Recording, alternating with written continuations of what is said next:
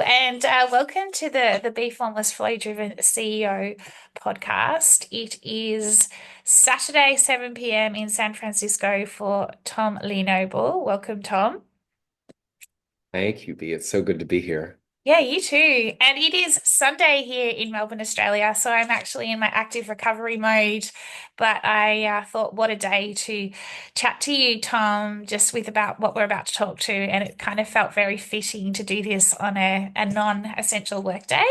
But let's just kind of let me just talk a little bit about you, and then I want to hand it right over to you because I'm pretty excited and actually quite honored to be talking to you because this topic and what we're about to talk about is very close to my heart and the experiences I've been through. But I don't know much about you yet, so I'm kind of like I'm waiting to hear your personal journey. But you're a globally experienced speaker, a resilience coach. So obviously resilience is a huge piece. Executive leader, you equip organizations to thrive through change, and I absolutely love that because the world is as crazy as ever and change is imminent and around us. And you have a background that includes leadership roles at Fortune 500 companies, startups, social ventures, and again, working for non-for-profits. I saw all about that, paying it forward and giving back. And you're the creator of the riskability factor, and it's a powerful framework that empowers leaders to take bold, purpose-driven action in uncertain times. So I'm going to hand it over to you, Tom, to give us a bit about your backstory and your personal journey and how you ended up in doing what you're doing now and that focus on the resilience piece. Thank you, B. It's so great to be here. I had a really great career. I worked at some amazing companies. For those of your viewers that remember MCI that broke up all the Bell companies, I was with them in their very early days. And then I ran service for Walmart.com in its early days. Spent a little too many days in Bentonville, Arkansas. And then I went off to lead global service operations at Palm, the Palm Pilot Trio people. And one day my phone rang at my desk, and it was a recruiter who said, "Hi, Tom, we'd like to talk to you. We're from Facebook." And I said, Wow. "Well, I've got my dream job right now. I'm traveling around the world and got a corporate staff. I'm responsible for a tremendous amount. I'm having a great time. Thank you. I really appreciate it." And hung up the phone thinking to myself, what the heck is Facebook? Facebook was still in colleges, hadn't launched at the time. And the phone rang, and it was a buddy who said to me, who's a VC in the Valley, and he said, "Tom, I kind of referred you to Facebook and you just didn't even talk to them." And so I said, "Well, you could have told me, one, you did that, and two, uh, what's Facebook?" And so, long story short, I decided to engage with them, and I interviewed with Mark Zuckerberg when he was 19, Oh, wow. uh, which is quite a story that I'll share a little bit about with you. I went to that interview in a suit as I arrived at their office, which was a very small office over a sandwich shop. And as I went up the stairs in my suit, I arrived at a murals, a graffiti art of women's breasts, walked around the corner and saw a group of people that were all young enough to be my children with a few liquor bottles on the desk, and was escorted to a conference room. And Mark showed up in his signature t-shirt, shorts and sandals of the time. I'm still in a suit. All I could think is I need to take something off. And he kicked off his sandals, sat on the couch, and said, "Sit down and talk to me." So I took off my jacket, and My gosh. we entered into a really interesting conversation. And I got so intrigued with the product and intrigued with the willingness of people to share information. I took this huge risk and left my great corporate job with my beautiful office and travel around the world and went to Facebook. And I arrived there and had a team of nine. We were all in one big room. I was sitting with two of the people that were going to report to me, and no offices. And I remember the second day looking at one of them and saying, "Where are the phones?" And the response was, "Phones? We don't want to talk to anybody. We do everything by email." Well, having run customer service in a number of Yeah. places, I knew somebody was going to talk on the phone, and it was likely going to be me. And I spent a great wonderful experience at Facebook, growing the customer operations team to 100. And I started the suicide prevention hotline relationship and the National Center for Missing and Exploiting Children for some of the things I was seeing that were going on online, and got to experience this wonderful, wonderful growth along with brilliant, brilliant people fresh out of school in their dream job because they were all fresh out of college from Harvard, Brown, Yale, Yeah, Stanford, amazing. deferring law school, deferring business school to be able to work at Facebook. Holy hell. Gosh, what an experience that would have been like. And meeting Telling you. Mark Zuckerberg at 19 and watching his trajectory now. What was he like? Yes. Like at 19 years of age, did you feel at all intimidated when you went in and obviously you had your suit on, you're like, I need to take something off. Like what was his persona like? Yeah, I didn't really feel intimidated as much as curious. And Mark was extraordinarily intelligent. And when you spoke with him, it felt like there were five computers going on at the same time. And he and I worked together for a while, and it was great to get to know him. He was, I think, and still is a brilliant man, Mm, and had a vision that I've not seen too many people stick to what their vision was and keep pushing and pushing for it. I had this great experience, B, when I left. I said to Mark, Mark, I want to see you in 10 years. And he said, why? You're leaving. And I said, I just want to see what happens, see who you are. So I forgot all about it. And 10 years later, I was sitting and a Facebook message popped up from Mark that said, still want to have lunch? And I I thought to love that. myself, do I want to have lunch with the fifth richest man in the world? And yeah, hell yeah, I want to have lunch with the fifth richest man in the world. So I went and we had a really great lunch together and a talk. And we're due for number 20 soon. We'll see if it happens. I haven't seen him since then, but who knows, with everything that's gone on. But what an experience, right? What an experience. How long were you at Facebook for? Like how long did you work there? About 2.5 years. Mm, mm. And so then, Yeah, sorry, you go. yeah, I left there and went and was the chief support officer for a company that is now the IP is now the platform that Geek Squad remote support is run Mm, off of. I'm yeah. not sure I'm supposed to tell that, but I just did. And then I went off to I had my own consulting business, so I started working in other companies, and I worked at a dating site that got bought by Match, and I managed that merger and a few other clients, um, and yeah, it was great fun. I never thought I'd like it as much as I did, but there was a great thing about being a consultant. They didn't want you to stay longer than the hours they were paying. Yeah, 100%, 100%. And so tell me, how did you then what led you into being a resilience coach? Like, it's such a big conversation, and especially in the last few years, obviously since COVID. Yeah, what led you down that path to be a Great, resilience coach? great question. I actually studied coaching way back in the late 90s, and back before we could even talk about coaching. And I used those skills in my corporate life, except we Mm, couldn't call it coaching. I called it employee development.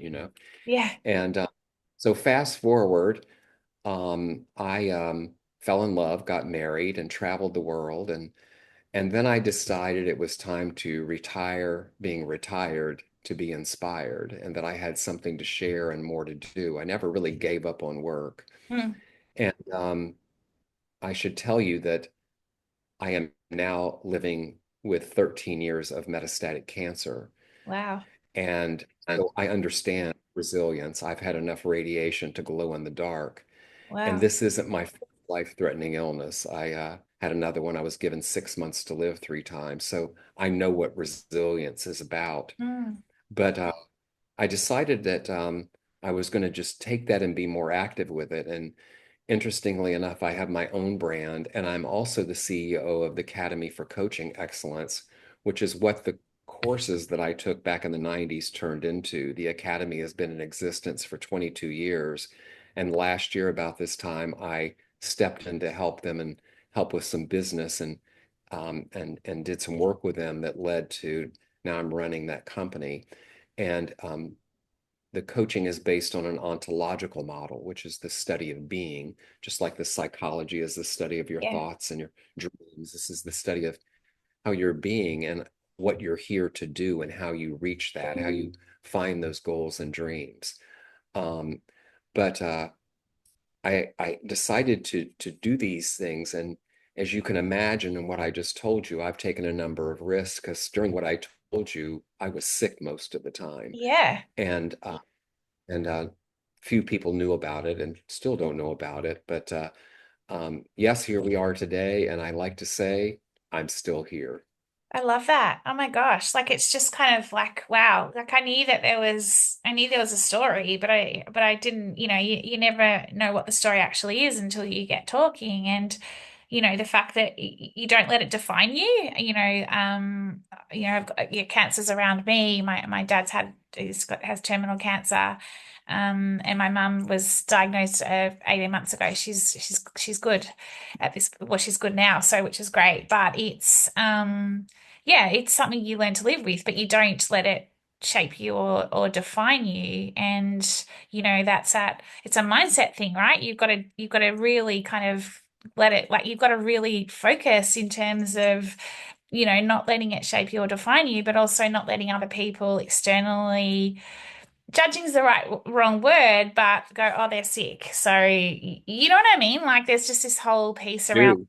that in itself, and the fact that you're talking about this being and living in the present moment, and it's that being versus that constantly doing. We're in such a society where the doing is just hustle, hustle, hustle, hustle, hustle, when actually if we're in the being, that's when we can Yes. what I call shine our brightest, and you're living and breathing that in terms of 13 years with with a disease that is not going away, but you're not letting it define you or shape you or beat you. And then you've obviously had these other two experiences.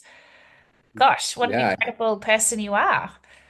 Yeah, I think be here now, right? Because there are no do-overs. And I remember I said to cancer, similarly what I said before when I was sick with something else, but I said, look, if you want to come join the party, okay. But if you think you're going to take up my calendar, we're not going to do that. We're not going to have that because I've got things to do. And, I think being here in the present and trying to live in the now and from being is great because if you're not, you might miss a beautiful rainbow or a beautiful butterfly fly by or an interaction like I'm having with you or someone else and not being present to it. Yeah, it's really interesting, Tom, because I quickly spoke to you before the chat, and everyone has their own form of adversity. It can be little, it can be extreme, and the world we live in is just so, dare I say it, materialistic, right? We focus so much on the external world, and I want to talk to you a bit about this because it's something it's the journey I've been on in my own form of adversity, both personally and, when you have loved ones that are unwell and things going on in your world. But the one thing I've had to really, in my last 3 years post my burnout or my identity crisis, is really just really understand and learn about just being and being present. Because you can be very much, oh, this has happened to me or that's happened to me. And when you're, and I even apply it to leadership where you're constantly focusing on potentially getting that next big role or, the financial rewards for it. And you're almost detached from yourself and who you are. And then, a form of adversity or something comes flying at you and you're just like, well, what the hell is this? And it's almost at that point you have this choice to either go within and understand, well, actually, what's this all about? And, you just talked around before, not letting it take over your schedule. And I love that analogy. What do you see as the biggest, I guess, challenge is the wrong word, but what do you like? I mean, I'm jumping around here a little bit, but I guess for me, it's like, how do we make the change with leaders, with people to understand that by being and almost trusting the process in a way, that's when you are going to ultimately thrive. That's when you are actually going to be ultimately be at your best. Am I making sense in what I'm talking about here? You are, B, I look at it this way that life, if you're living, isn't a flat line because a flat line means you're not living. Life is a series of ups and downs. And Yeah. I think if we can allow ourselves to look at some of those down periods as opportunities to learn, that we then express those in the up period, Yeah. knowing that we will have another dip down because that is life. And what we do with those times is what's really important and what we learn from them. Mm, And often I think that, when we have these experiences, there was something tapping saying, hey, let me have your attention. And we don't listen. And so it gets a little louder, a little harder, and we don't listen. So then we get the proverbial 2x4 up across our head that stops us, brings us to our knees, makes us fall apart, and we have to build ourselves up because we maybe weren't listening as closely. I also believe those times that happen not only are tremendous opportunities for learning and growth, but they are also times to prepare for the next season of your life, mm. to allow yourself to look at what you did, what you've done, and maybe think about what is it that you always wanted to do that you haven't done yet. I get to work with people that are in those situations where they are either changing their career or they're finishing one career and you can see them light up when they talk about the dream that they always wanted Mm. to do. And I also get the privilege of working with people who, especially in this time, have been laid off from work. And the common thing I find is they have one foot going forward and one foot back in what happened. Well, any of us need to just try, go put one foot forward and one foot backward. You're not going to get very far till you bring that other foot with you. So there's an element of how releasing what happened to be able to embrace what's coming. Yeah, and that's almost like that transition, right, from the old world into the new world. And there's almost like that, and that resilience really you really need to kind of kick into your resilience and that inner strength, that inner grit that you've got. And when your world falls apart, or can fall apart in these situations, it's like the longer you stay holding on to what was versus taking that big leap into the unknown, and it's the fear of the unknown, but it's the ability to be open-minded, courageous, curious. That's when you really do start to see that the world is much bigger, which is essentially what happened to me. And I totally resonate with you in terms of the noises, and the noises for me got so loud it was like that smash in the face, not literally but pretty much, because I wasn't listening. And now that I'm moving more and more into the absolute new world, I'm still, everyone's on their own journey, right? The noise is so different now. It's like this whisper that I actually notice more when I'm being present or I'm just being, and it's guiding me to what is next. And it's almost like a sense of as scared as sometimes, or scared, I guess, of what is next. And oh my gosh, is this going to work? Is my business going to work out? What's going to happen? Like I've gone from this to this now, and other life things as well. It's almost just like a comfort of no, like it's kind of just nudging you, and it's like all these pieces of a puzzle that are just slowly but surely being put into their right place, because they may not fit the first time. You might try to fit it in, but it doesn't work. And so you have to find other bits of the puzzle before it connects all together. Do you ever have leaders that, or people that you work with that don't know that they need to change, but like, I guess what I'm asking is, do you ever have people that are resisting change, but they know they need to change? Like there must be some of that goes on as well with Yes, leaders that you work all with. the time. I think sometimes we forget what we achieved, how you just said things building together and the newness, what I think is the magic of being the presence and how it evolves. We already did that. We just reached something. So we're just redoing it in a different way. We're rebuilding something, and being present to it is where I think the magic happens of how we move forward. But yeah, there are people that have a hard time with it, and COVID really took people for a big slap and changed the way we all live. And while there are horrors of COVID, there's some things that came out of it that I think some people are appreciating more about themselves, about their time, about each other. Um, and I love Gen Z for this reason. Mm. I work with a lot of Gen Z folks, which I really like, and they are so clear about what they're willing to do and what their boundaries Yeah. are. And I love they'll work, work, work, work, and then they're like, I'm out of here. And they're almost like take a mini retirement. But and then, they trust when they come back, whether it's something new or not, they're going to be okay. Mm. And I think, they've been through some interesting times that I think have built them a little bit more for that as well. But you know, I think as we move forward, there's so much opportunity. I wrote a newsletter today. I took this picture and it's me, and I've got this path behind me that goes to nowhere. And I looked at the picture and I went, wow, this is like a metaphor for life. You really don't know where you're going. And so I wrote a newsletter about it, and it reminded me of a time when I was pretty sick, and I went on this hike in some mountains nearby here, and I came to this sort of place, and there was a path that was really dark and grown over, but it was still a path. And there was another path that was sunny. And I was stood there thinking to myself, which path am I going to take?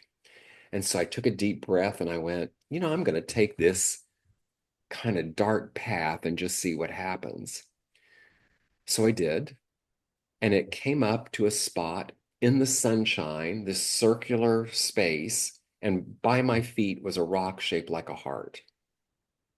Well, was I inspired? So I said, I got to go see where the other path went. The other sunny path went nowhere. That's how life can be.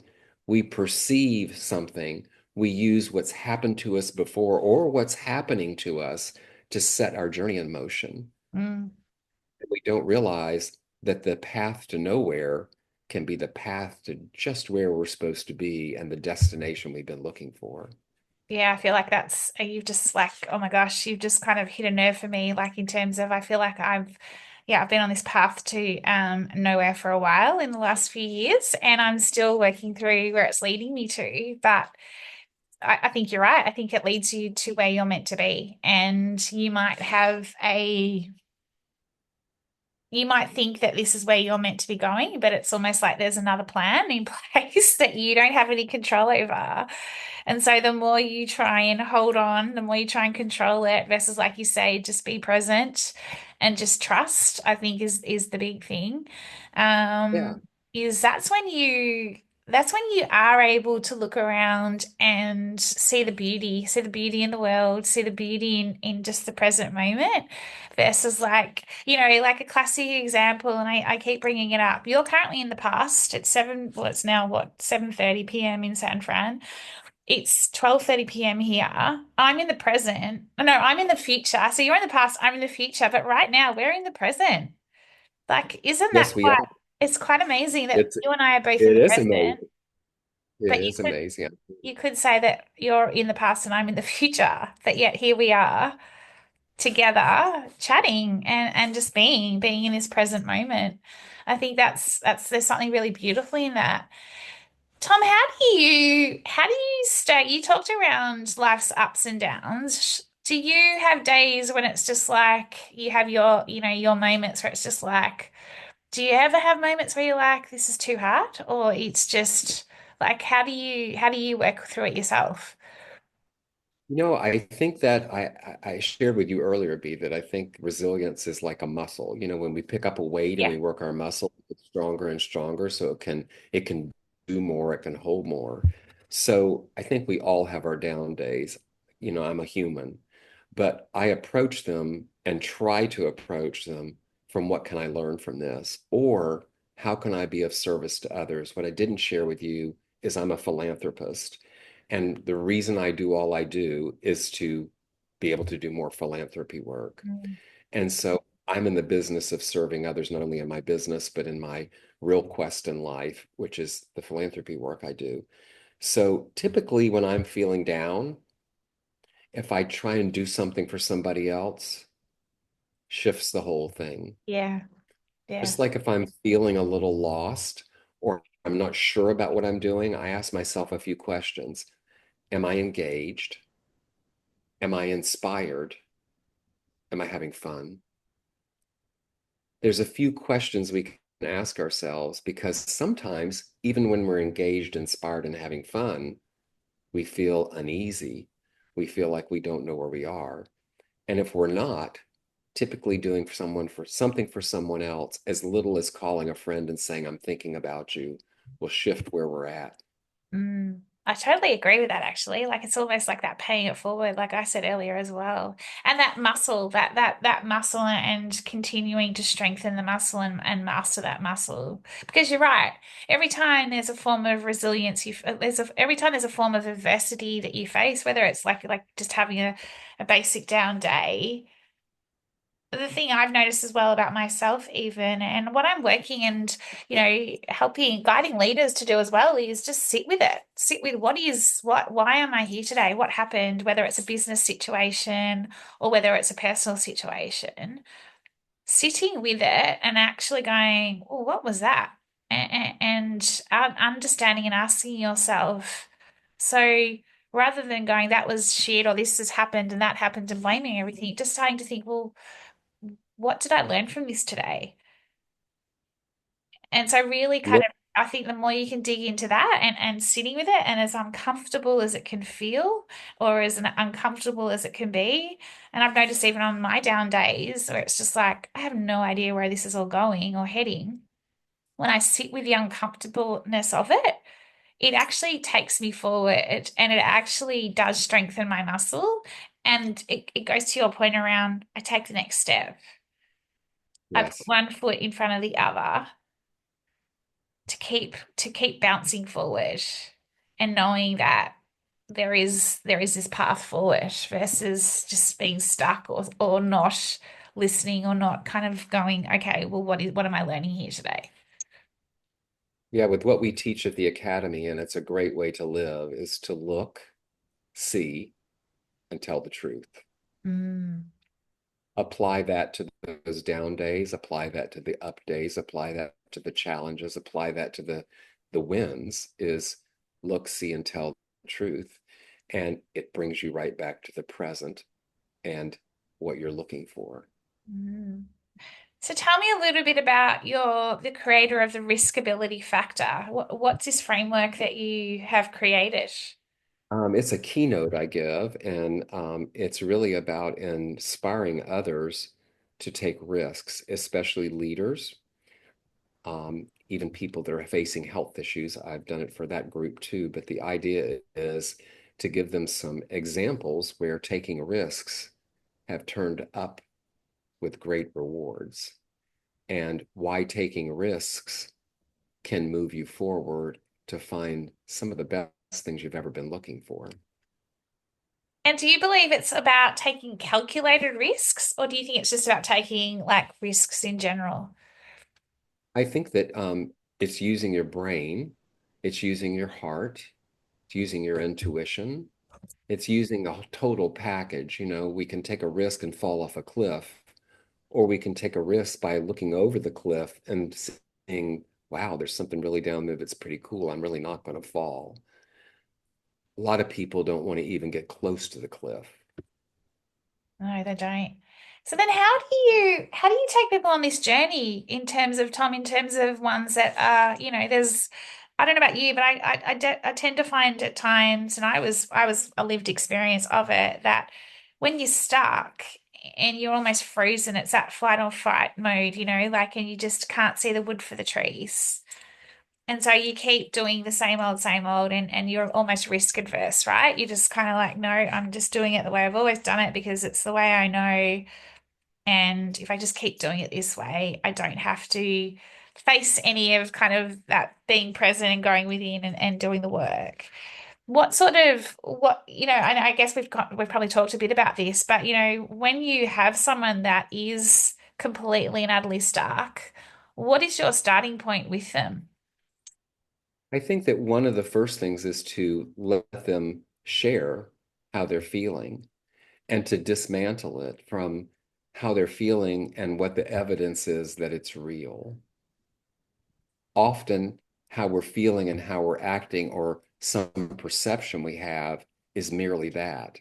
Sounding it out and hearing ourselves say it, we realize that it may not just be that powerful. I have this thing I call the haystack method. You know how people say it's like finding a needle in a haystack? Yeah, I, pretty simple. You just remove the hay. I help people remove the hay. yeah, I love that. I love that. And so, what would you see as the biggest opportunity for leaders at this point in time, given the craziness of the world we're living in? There's so much upheaval in the world. What would you, from a leadership perspective, and this whole piece around resilience, what would you see as the biggest opportunity for leaders at this point in time? Be vulnerable, tell the truth, be who they are. If you're a leader and your team, in that case, or people that are working for you in the work environment, see that they're inspired to step in the arena and go for it too. When we put on false facades and we don't say how we're really feeling, we separate ourselves from each other because we all know the truth. We all have feelings. We all know we're scared at times. We all know we want to be loved. We all know that we are not sure. We all have these things in common. Being vulnerable with each other and calling them what they are only allows us to move forward faster. Mm, I love that. It's so true, isn't it? It's so true. We've all got insecurities. We've all got our things that happen to us, but it's like, how do you own it? How do you be your authentic self? How do you be more vulnerable?